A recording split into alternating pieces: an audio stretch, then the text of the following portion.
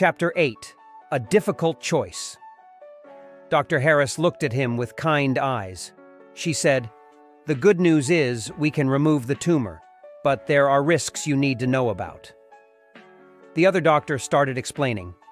There's a chance of paralysis or memory loss after the surgery. These risks are not common, but they are possible. He felt scared.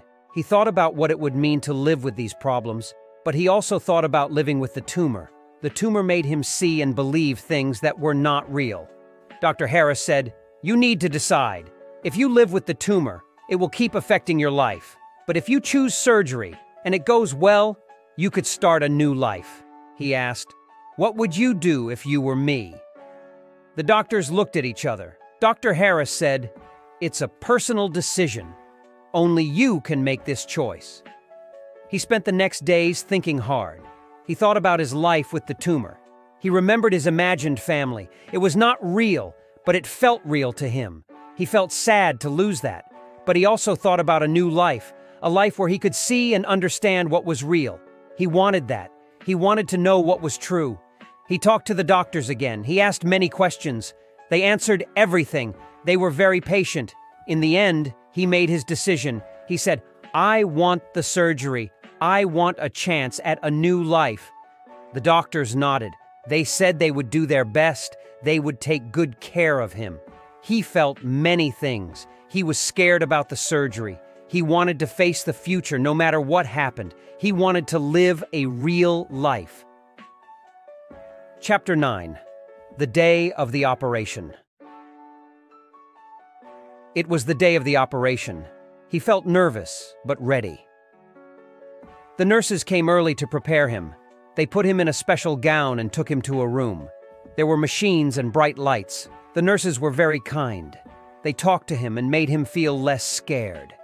They checked his heart and his blood pressure. Everything was normal. He lay on the operation table. The room was cold, but the nurses put warm blankets on him. They attached wires to his chest. The wires were connected to machines. These machines would help the doctors know how he was doing during the operation. A doctor came in. He was the anesthesiologist. He explained what he would do.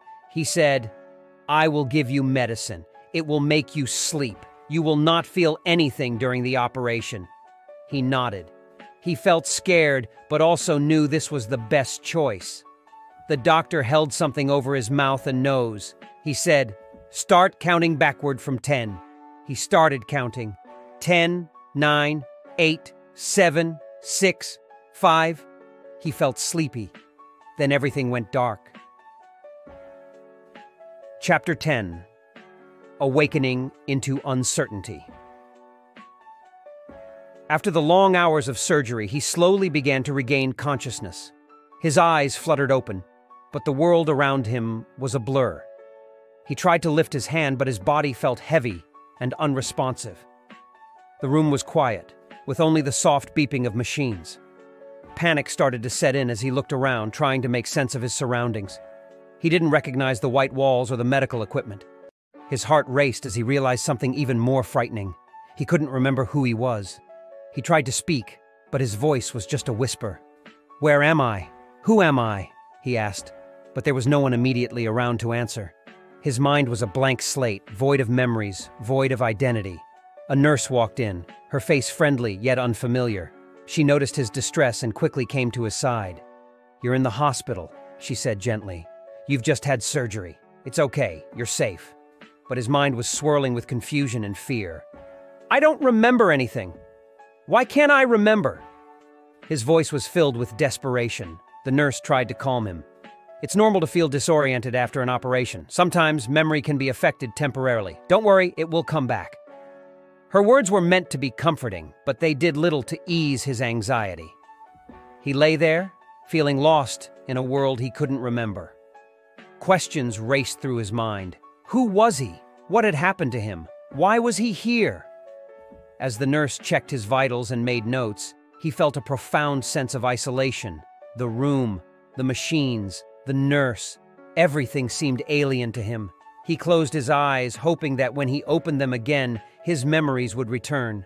But deep down, he feared they were lost forever. Chapter 11: The Road to Recovery. After the operation, a doctor came into his room. He looked kind and spoke softly. "You have a complication from the surgery," the doctor said. "You are experiencing memory loss." He felt scared. He couldn't remember anything, not even his own name. The doctor continued, "Don't worry. This memory loss should not be permanent. Your memories will come back slowly, but it will take time. We can't say for sure when you will remember everything." He listened, trying to understand. The doctor said, "Your name is Brian Miller. You are 35 years old. You work at a computer company as a software developer. You live alone." Brian felt strange hearing about his life. It was like listening to a story about someone else. The doctor explained why he was in the hospital. "You had a brain tumor. We operated to remove it. That's why you are here." Brian tried to think, but his mind was empty. He asked, "What should I do now?" The doctor smiled kindly. "Just rest and give it time. We will help you remember. You can start by looking at pictures and talking to people. It will help bring your memories back." Brian nodded. He felt a little better knowing he had support. Over the next days, nurses and doctors visited him. They showed him pictures of places and things. They hoped it would help his memory. Sometimes he felt frustrated. He wanted to remember, but he also felt hopeful. Each day was a chance to remember something new. He also started meeting people who said they knew him. They were his friends and co-workers. They told him stories about their time together. Sometimes, he felt a flicker of recognition, but it was like trying to catch a dream. He spent a lot of time looking out of the window. He watched the sky and the city. He wondered about his life. Who was he before? What did he like? What were his dreams? Slowly, he started to feel more like himself. He didn't remember everything, but he felt like he was getting to know Brian Miller. Chapter 12: Haunting Memories and a Mysterious Photo. One day, Brian decided he wanted to go home. He didn't remember his house, but he felt he needed to be there. The doctors tried to tell him to wait, but Brian was determined. "I need to find out who I am," he said. Finally, they let him go. He walked into his house. It was quiet and empty. Everything looked new to him, like he was there for the first time. He felt tired and confused. "I just need to rest," he thought. He lay down on his bed and soon fell asleep. In his dream, he saw a woman. She looked angry and sad. She was yelling at him, "Why did you kill me? Where are my children?" He woke up in a sweat. He was scared. The woman's face and voice felt familiar, but he couldn't remember her. He got up to calm himself down. He walked to the kitchen to get some water. His heart was still racing from the dream. He drank the water and felt a bit better. Then he walked to the living room to sit down. But something made him go back to the kitchen. There, on the fridge door, was a photo. It was the woman from his dream. She was with 2 children, a boy and a girl. They were smiling.